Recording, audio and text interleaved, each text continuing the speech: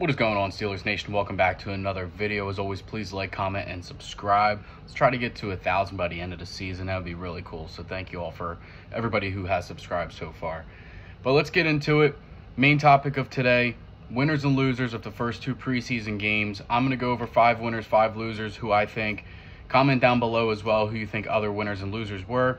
But to start off, got to go Calvin Austin III.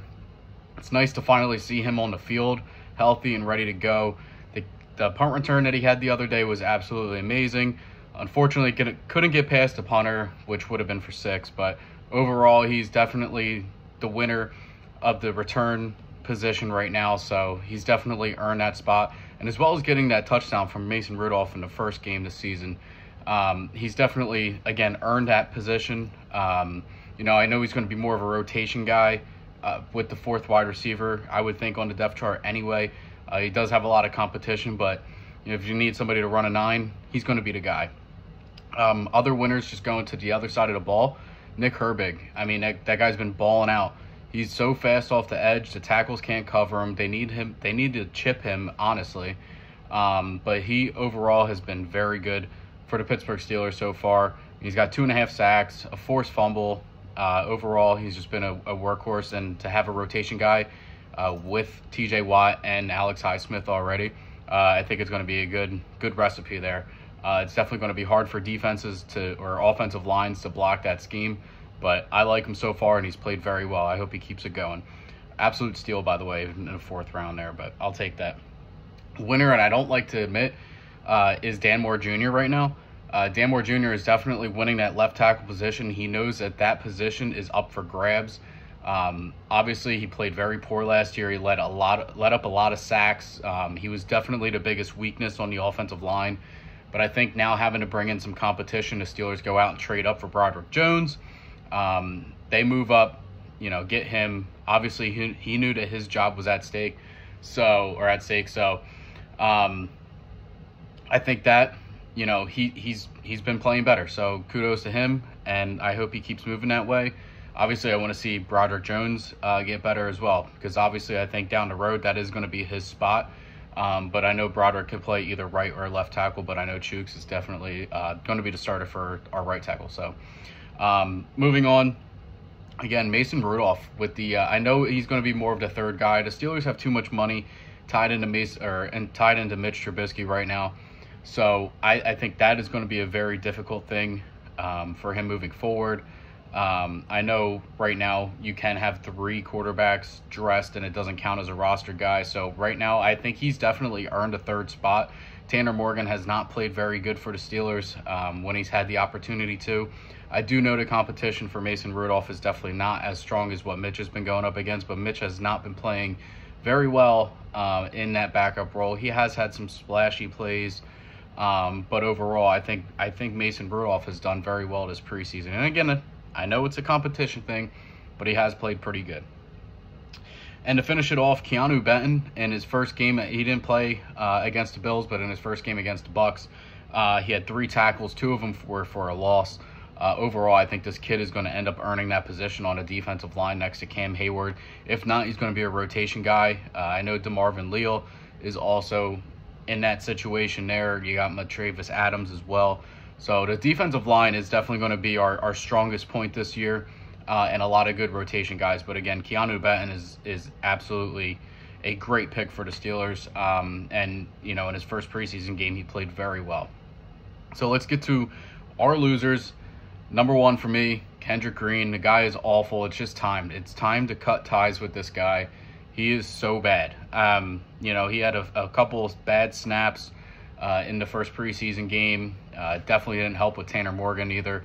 But again, he was very, I thought that he would be the guy, to fill in. He had the 53. He had Pouncey's number. I was like, all right, he could just replace him.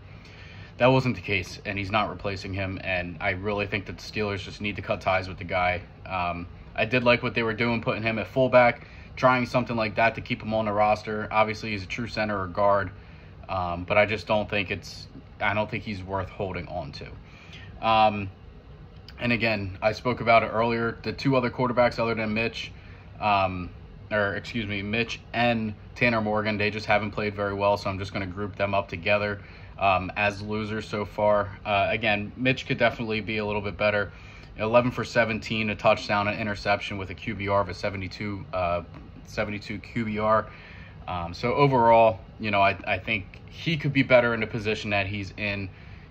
He's a pretty highly paid backup, so for him to be kind of struggling is a little bit of a concern, considering that Kenny did have some injuries last year. I know more concussion related than anything else, but again, you always have to have a good backup in case shit hits the fan. So we'll see what happens there. Obviously, Mitch is going to be the number 2 guy. Like I said, they got too much money tied up into him. My third loser has got to be Najee Harris so far. The way that Jaylen Warren has played, Jaylen Warren could look like the horse in this backfield here. Obviously, we know that Najee Harris is going to be the starter, but he's going to be right behind him. I could see this duo being like an Aaron Jones and A.J. Dillon type duo. But we'll see. I think Najee Harris, though, the opportunities that he's had, I know has been very minimal. The first-team offense has looked very good, especially in the passing game. But his situation, 2 carries, 6 yards, 1 catch, -1 yard, has not looked good compared to Jaylen Warren's almost 100 yards rushing. And I know that the main one was the big, long touchdown that he had in Game 2. But overall, Jaylen Warren has looked like the better back. So it's something to look out for. I'm not buying too much into it, but just looking at winners and losers so far in the preseason, he's definitely a big-time loser. I said it before with Dan Moore Jr., Broderick Jones right now, I would say, is considered one of the losers. I thought he would be a guy that came right in, earned that spot right away, and was going to be a starter, but he has struggled a little bit, especially in the passing game, which is the one thing that we needed him to excel in. But overall, again, he's still a rookie. He's still got time, and anything could happen. We got one more preseason game, and then the regular season rolls around. So, let him develop. There's no rush for him as long as Dan Moore Jr. is playing good. But as soon as that happens, you got to cut ties with Dan, bring in Broderick, and see what he could do. And to finish it off, I know it's going to be more of a guy that you don't really hear of, but just because of the competition and just a rotation guy, is Jalen Elliott. He gave up a touchdown in the Bucs game.